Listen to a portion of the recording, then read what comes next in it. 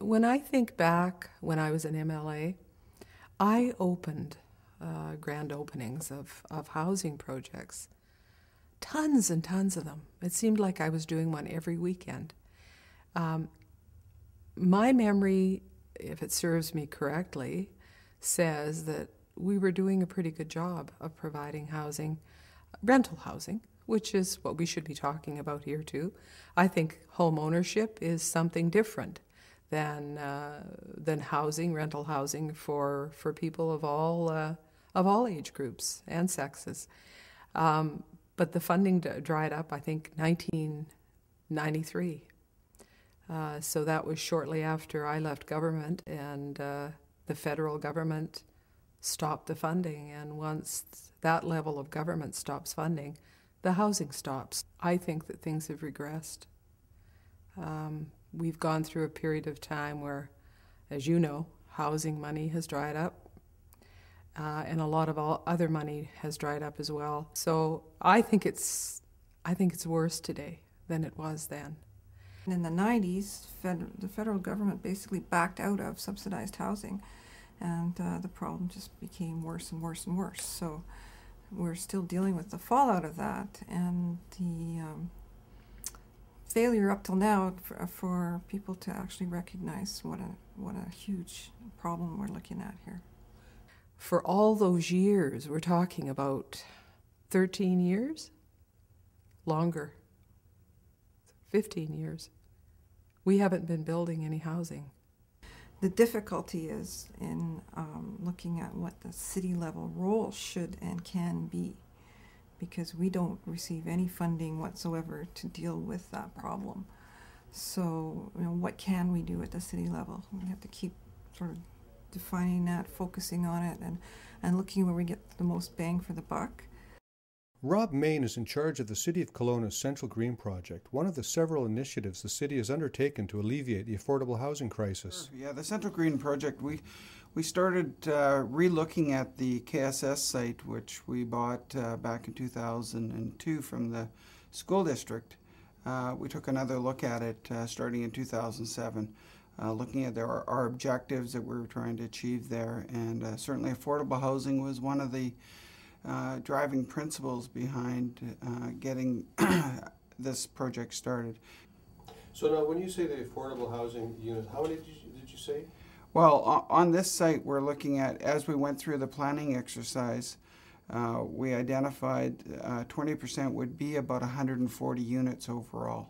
So we're working hard to get the news out that the city is working with its partners and on its own sometimes, whether that be through policy or through projects like this, to solve that problem of those 4,000 people who are at risk of homelessness.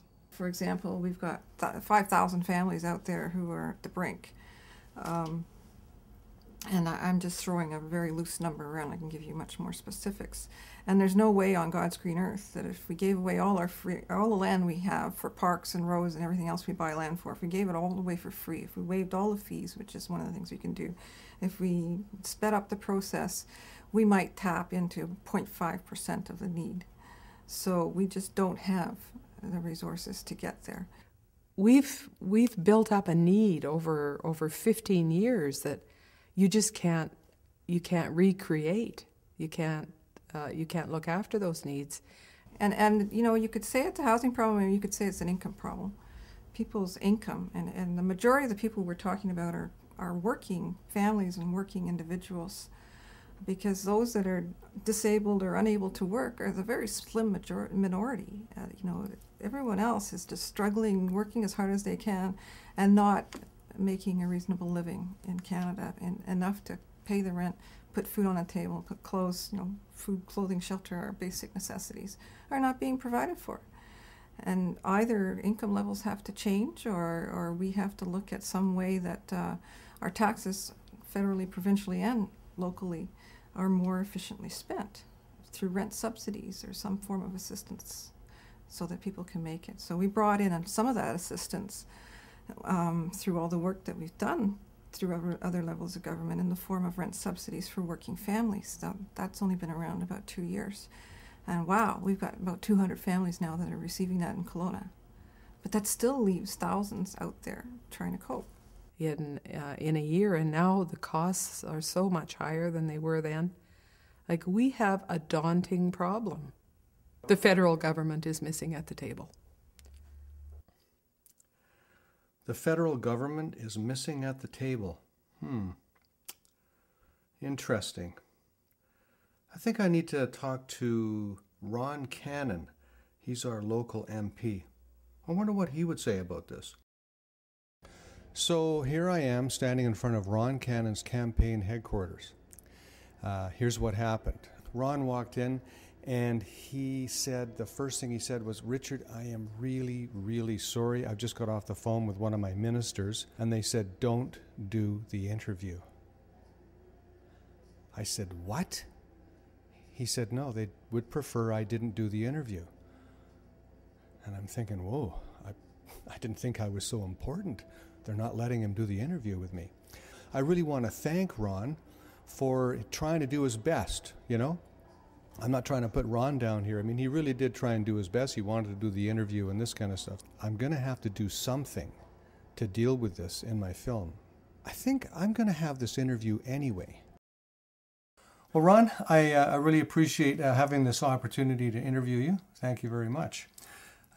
So I have some questions for you. I'm wondering if you could respond. This is from the Federation of Canadian Municipalities, dated January 23rd, 2008. It's recommendations for a national action plan on housing and homelessness. Okay. Housing is a basic and fundamental issue affecting individuals and communities. What are your thoughts on that? And you can speak in terms of yourself and or the federal government.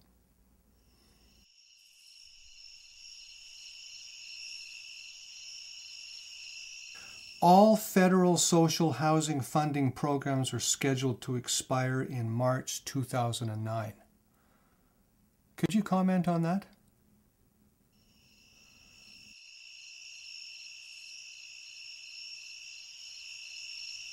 Who's behind that? Like, who's the person or who are the people that look at housing initiatives and come out with statements like, "We are going to cut all funding to housing initiatives March 2009, when you look at the state of housing and homelessness in this country right now? Who makes those decisions and why?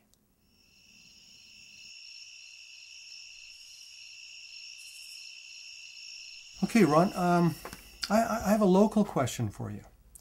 Now, Teresa Eichler has said that, and she works for the City of Kelowna, that the City of Kelowna needs 4,000 more affordable housing units. And my question to you, Ron, is this. Do you have any initiatives as our local MP to address this problem? Or does the federal government have any kind of policy that is going to alleviate this problem? 4,000 affordable housing units we need here. Just wondering what your plans are for this.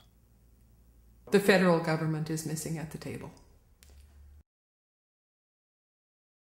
When the funding from the federal government stopped, and I guess that was when things were pretty tough, there was a big downturn in the economy, they just never brought it back. And now there's some utopian idea that people at the municipal level can find a way to build millions of dollars worth of housing for people. I mean, it's incredible to even entertain that thought. Well, what would you say to our local member of parliament, Ron Cannon? I would say the most important job that he has right now is to be fighting for money for housing in Kelowna. Kelowna, it's critical everywhere, but in Kelowna it's even more critical, if that's a proper term, because the cost of housing is so high here.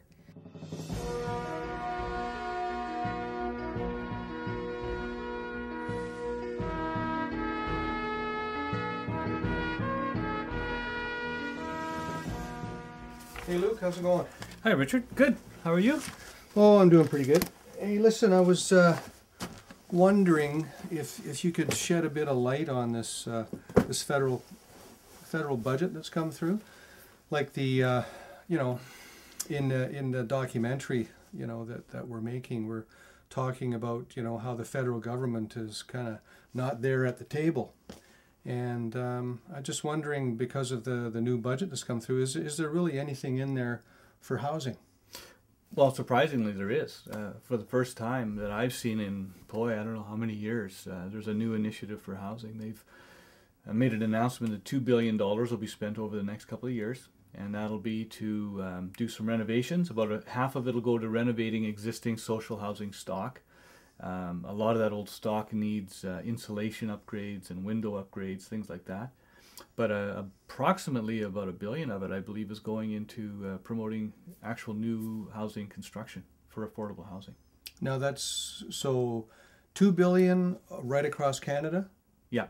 $1 billion for renovations and another $1 billion for new homes.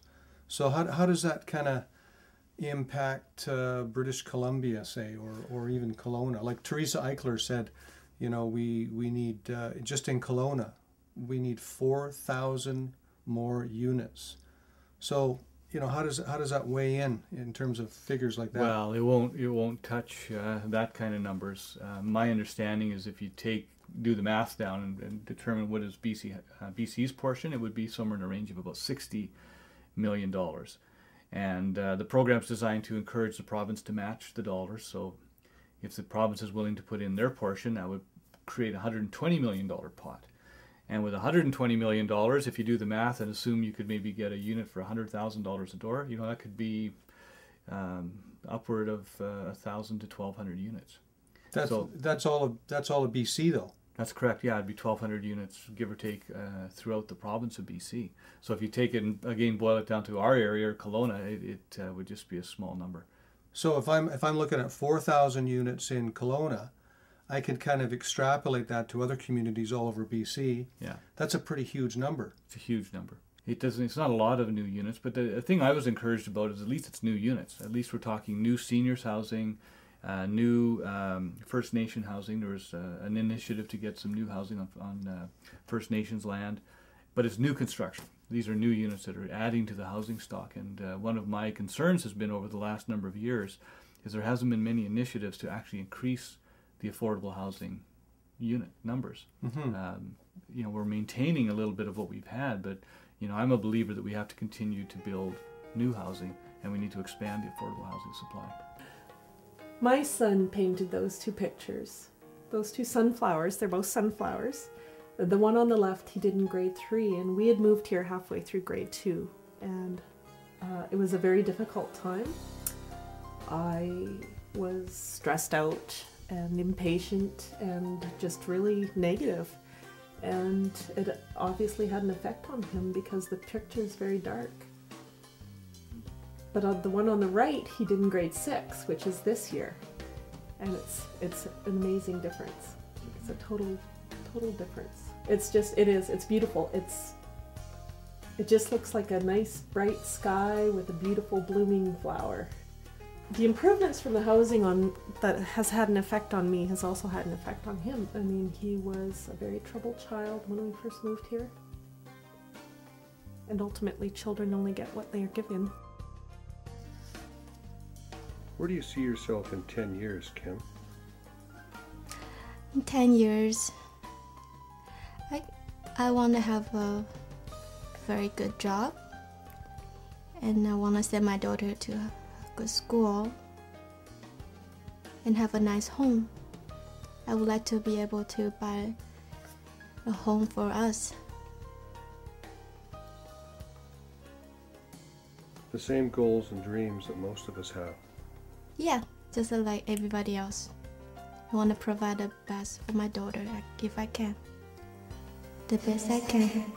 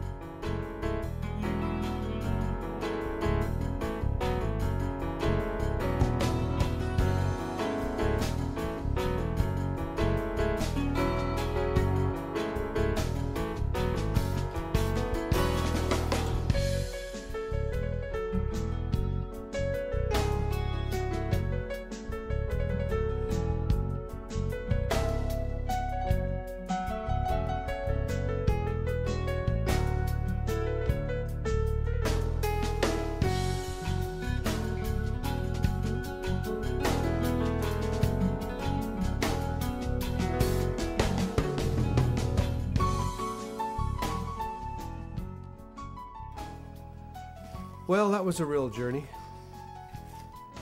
A real education. What an eye-opener. I think I actually have a handle on affordable housing now. What's this?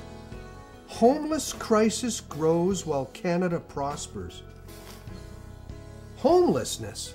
Look at this. Who are these people? Why are they homeless? And what are we doing about it? I think I'll be seeing you again real soon.